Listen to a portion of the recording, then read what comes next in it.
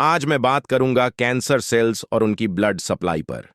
Cancer cells खुराक के तौर पर क्या इस्तेमाल करते हैं और उन चीजों पे खाने में जो अगर आप अपनी खुराक का हिस्सा बना लें तो कैंसर के होने को आप रोक सकते हैं और आपको शायद मालूम हो या नहीं। कैंसर सेल्स शुगर खा के अपनी तादाद बढ़ाते हैं। और क्या चीजें हैं जो कैंसर सेल्स को बॉडी में ट्रिगर करती हैं, आज मैं आपके साथ शेयर करूंगा। क्योंकि अगर आपको यह चीजें पता हो तो आप बाआसानी इसकी ग्रोथ को रोक सकते हैं और कैंसर जैसी मौजी बीमारी से बच सकते हैं। इनमें मुख्तलिफ केमिकल्स, स्ट्रेस, रेडिएशन, ये चीजें डायरेक्टली एक नॉर्मल सेल के माइटोकांड्रिया को पहले टारगेट करती हैं। माइटोकांड्रिया डैमेज होता है। अब माइटोकांड्रिया है क्या? यह सेल का पावर हाउस होता है। हमारे जिस्म के सेल्स में मौजूद माइटोकांड्रिया एनर्जी बनाते हैं। माइटोकांड्रिया में एनर्जी प्रोडक्शन होती है और यह एनर्जी फिर बॉडी के मुख्तलिफ अंश में इस्तेमाल होती है। अब माइटोकांड्रिया के डैमेज होने से बॉडी सर्वाइवल मोड में चली जाती है। नॉर्मल एनर्जी प्रोडक्शन का प्रोसेस अब चेंज हो जाता है। नॉर्मल मेटाबॉलिज्म इस स्टेज पे कंपनसेटरी मेटाबॉलिज्म में तब्दील हो जाता है। यानी आसान जबान में अब बॉडी डैमेज को कंपनसेट करने के लिए फर्मेंटेशन के जरिए एनर्जी बनाने के मोड में चली जाती है। जबकि पहले ऐसा नहीं हो रहा था।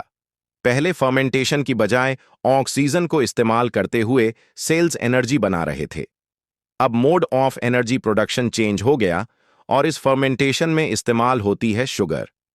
शुगर को ब्रेक डाउन किया जाता है एज अ फ्यूल सोर्स। फिर उसके बाद एक अमीनो एसिड है जिसका नाम है ग्लटामिन। इस ग्लटामिन और शुगर दोनों को cancer cells as a fuel source इस्तेमाल करते हैं। तीसरा फ्यूल सोर्स है बॉडी का कीटोन्स। कीटोन्स पे कैंसर सेल्स गुजारा नहीं कर सकते और कीटोन्स बनते हैं। जब आप लोग कार्बोहाइड्रेट डाइट पे जाते हैं, शुगर कट डाउन करते हैं, बॉडी के फैट सेल से भी कीटोन्स बनते हैं। तो जब फैट लॉस करते हैं, वजन कम करते हैं, बॉडी के फैट को एज अ फ्यूल सोर्स इस्तेमाल करते हैं। क्योंकि फैट बर्न करने से कीटोन्स बनते हैं तो नॉर्मल सेल्स कीटोन्स पे जिंदा रहते हैं। लेकिन कैंसर सेल्स और ट्यूमर्स को जिंदा रहने के लिए फर्मेंटेशन की जरूरत होती है। तो अब ग्लूटामिन का क्या करना है? ग्लूटामिन भी तो फ्यूल सोर्स है और ग्लूटामिन आपको बहुत सी खाने की चीजों में मिलता है। सब्जियों में, दालों में, अंडों में, मीट में, डेयरी में, हर चीज में ग्लूटामिन होता है। तो फिर तो कुछ बचता ही नहीं है खाने के लिए। तो एक रिसेंट रिसर्च कीटोडा डाइट पे की गई है कि कैसे कीटो डाइट ग्लूटामिन की सेल्स में अब्जॉर्प्शन को रोकने में मदद करती है।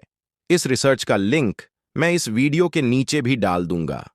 तो कुछ चीजें हैं जिनसे ग्लूटामिन अब्जॉर्प्शन को कम किया जा सकता है। बिल्कुल खत्म नहीं कर सकते, लेकिन रिड्यूस कर सकते हैं। ग्रीन टी एक है। ग्रीन टी में ऐसे फाइटोकेमिकल्स होते हैं जो ग्लूटामिन अब्जॉर्प्शन को रोकते हैं। ग्रीन पेपर्स, शिमला मिर्च प्लस इंटरमिटेंट फास्टिंग।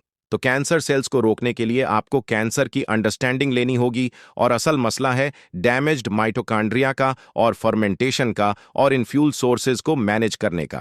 क्योंकि आपको उन इवेंट्स को होने से रोकना है जो कैंसर को ट्रिगर करते हैं, यानी केमिकल्स को अवॉइड करना है। Healthy eating, organic eating, stress levels को डाउन रखना, रेडिएशन से दूर रहना, combined with healthy ketogenic diet plus intermittent fasting और सब्ज पत्तों वाली सब्जियों का ज्यादा इस्तेमाल खाने में। वो क्यों? एक लफ्ज है एंजियोजेनेसिस। इसमें जेनेसिस का मतलब होता है क्रिएशन ऑफ समथिंग न्यू, कुछ नया बनना, formation of new blood vessels. तो कैंसर सेल्स को अपनी नई ब्लड सप्लाई चाहिए होती है। ये नई ब्लड सप्लाई डेवलप कर लेते हैं खुद से। इसीलिए कुछ कीमोथेरेपीज में इन्हीं ब्लड सप्लाई पे अटैक किया जाता है और कैंसर के फैलने को रोका जाता, क्योंकि ये बॉडी की अपनी ब्लड सप्लाई पे नहीं पाल पाते। और सब्जियों में, खास तौर पर सब पत्तों में कुछ ऐसे कुदरती अज्जा होते हैं जिन्हें फाइटोन्ट्रिएंट्स कहा जाता है। ये इन नई खून की नालियां बनने के अमल को रोकते हैं, ट्यूमर फॉर्मेशन को रोकते हैं।